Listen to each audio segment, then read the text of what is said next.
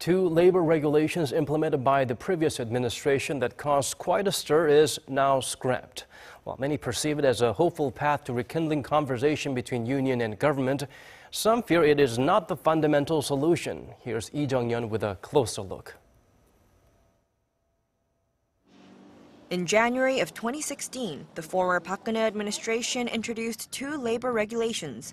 One was the performance-based layoff policy, which allowed companies to fire employees for poor performance, and the other eased a rule that required companies to gain majority consent from their workers before making changes to working conditions.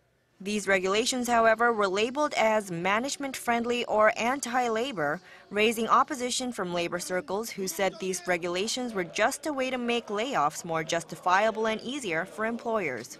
In response, President Moon Jae-in made it a part of his campaign pledges to scrap these regulations, with the government making an official announcement earlier this week. There had not been sufficient consultations before introducing the regulations. Therefore, we're scrapping them. This move by the Labor Ministry is seen as the government's efforts to repair relations with the labor unions. However, experts say that while this is a welcome first step, more efforts may be needed. The government put forth a solution to patch up relations.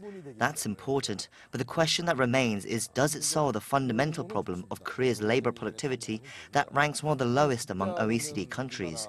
Was it right to just scrap these regulations that were meant to increase market flexibility without a substitute solution? That is the task I think the government still has to solve. The issue of increasing labor productivity was and is still being tackled by many countries. Germany is seen as a good example of a place that turned around its low labor productivity and high unemployment rate to now seeing a new low of jobless rate since 1980. Opposition parties argue that Korea can do the same by boosting labor market flexibility that go on par with developed economies, and that a new solution should be given to make the labor market less rigid and without increasing labor costs. Lee Jeong-yeon, Arirang News.